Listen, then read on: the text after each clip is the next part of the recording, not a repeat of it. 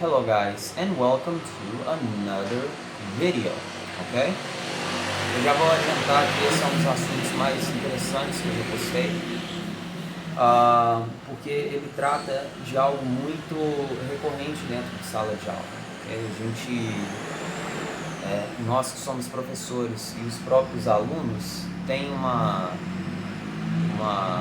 dúvida muito grande, é um tabu muito grande essa coisa da tradução, ok?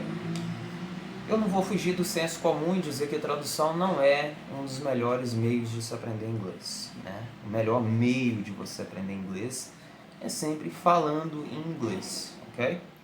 Mas eu também não vou ser hipócrita e dizer que ela não existe, ok? Até em alunos um pouco mais avançados, até a gente que é professor, às vezes a gente tenta traduzir uma coisa ou outra.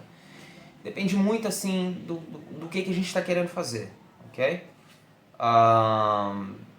Quando a gente produz textos, por exemplo, a gente tem uma recorrência maior de tradução. E até mesmo para aprender inglês, né, tem métodos que utilizam a tradução. Eles não vão ser os mais eficientes, mas eles existem. Eu não posso falar que não existe. Eu não posso chegar aqui e falar para os meus alunos, para quem está assistindo, que a tradução não vai ser usada dentro de sala de aula em hipótese alguma e que ela não é nem um pouco eficiente. Ela existe uma eficiência dentro dela, mas ela não é o melhor processo, ok? Mas mesmo quando a gente for fazer tradução, a gente tem que ter alguns cuidados, ok? Principalmente porque a gente tenta pegar o português para poder aprender o inglês e muitas das vezes não vai encaixar, ok?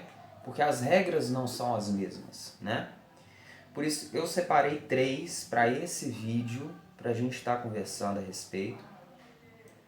E eu espero que ao final desse vídeo, você que é um aluno de beginner até os níveis mais intermediários, consiga ter uma evolução em termos de fala e escrita, ok? Então vamos lá. O primeiro que eu separei para a gente poder estar conversando é o advérbio de intensidade muito. No português, o muito pode ser usado antes de um substantivo, ok? E o exemplo que eu dou para vocês é o muito amigos, por exemplo. Vamos supor, você conhece fulano de tal? Sim, conheço, nós somos muito amigos. E eu tenho corrigido, nos últimos tempos até mais, eu tenho corrigido muitas provas e até tenho tido diálogos com alguns alunos que falam very friends, por exemplo, ok? Very friends. Isso não existe no inglês, porque no inglês o advérbio de intensidade muito não pode ser utilizado antes de um substantivo. Ele é um advérbio de intensidade que caracteriza adjetivos. Então, no caso, não seria correto dizermos we are very friends. Nós temos que colocar entre o very e o friends um adjetivo que vai se encaixar melhor na nossa frase. Como, por exemplo, we are very good friends. Ok? Advérbio de intensidade muito, ok? Não pode ser traduzido antes de um substantivo, sempre antes de um adjetivo. Se você quiser falar muito amigos, tente colocar sempre um adjetivo good, né? Ou algo que caracterize essa amizade, alright? Caso contrário, você não possa usar o very, ok? Outro que é muito recorrente é o sujeito oculto. No inglês, a gente não tem a presença do sujeito oculto. E no português a gente já pode fazer esse tipo de uso. E ele é muito comum, principalmente na escrita, ok? Então, e geralmente também na sequência de frases narrativas. Como, por exemplo, nós fomos à praia mês passado. Ficamos lá por 7 dias. Isso é uma frase em português. Esse ficamos lá tem o sujeito oculto nós, que já foi tratado numa frase anterior, ok? E quando a gente vai fazer uma frase em inglês, a gente tenta dar nessa narrativa um sujeito oculto como fazemos no português. Alright? Então é muito comum vermos frases, né? Eu vou traduzir essa frase que eu falei agora. We went to the beach last month. Stayed there for 7 days. Ok? Isso está incorreto, como eu disse anteriormente, porque não temos a presença do sujeito oculto em inglês. Ou seja, quando a gente quer falar nós, temos que falar nós. Ok? Ou seja, uma frase correta seria We went to the beach last month. We stayed there for 7 days. Muito simples, ok? É só evitar o sujeito oculto quando estivermos escrevendo e também quando estivermos falando. Posteriormente eu vou fazer um vídeo sobre como é possível a junção dessas duas frases. We went to the beach last month. We stayed there for 7 days. Como a gente pode juntar essas duas frases e aí sim colocar apenas um we, ok? É um trabalho gramatical que a gente tem que fazer, né? Que é essa junção das duas frases, e eu vou explicar melhor no vídeo no futuro. Mas dando sequência, né, para o vídeo não ficar muito longo, o último são os possessive adjectives, ok?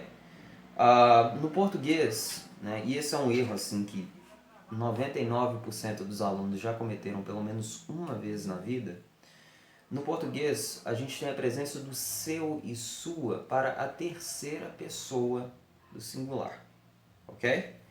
E no inglês, a gente não tem essa presença do seu e do sua, que no caso seria your, né? Na terceira pessoa do singular. Então, se a gente quer falar your, vai ser sempre na segunda pessoa do singular. A gente não pode levar para uma outra frase. Por exemplo, este é José. Seu celular é preto. Ok? Aqui a gente usou seu celular, seu que seria, no caso, segunda pessoa do singular. A gente também pode usar na terceira pessoa do singular. Ok? E no inglês a gente traduz para This is Jose. Your cell phone is black. Está incorreto, alright? Esse your cabe apenas com segunda pessoa, quando você estiver falando você, alright? Então aqui a frase correta seria This is Jose. His cell phone, o celular dele. His cell phone is black. Ok? Sempre, sempre utilize os padrões de primeira, segunda e terceira pessoa quando estiver usando os possessivos adjetivos no inglês. Nunca utilize your quando se tratar de he, she or it, porque está incorreto, alright? Então, fazendo um resumo básico, muito, sempre antes de adjetivo. Very good friends, for example, ok? Very tired, e aí você pode, né, você pode jogar com outros.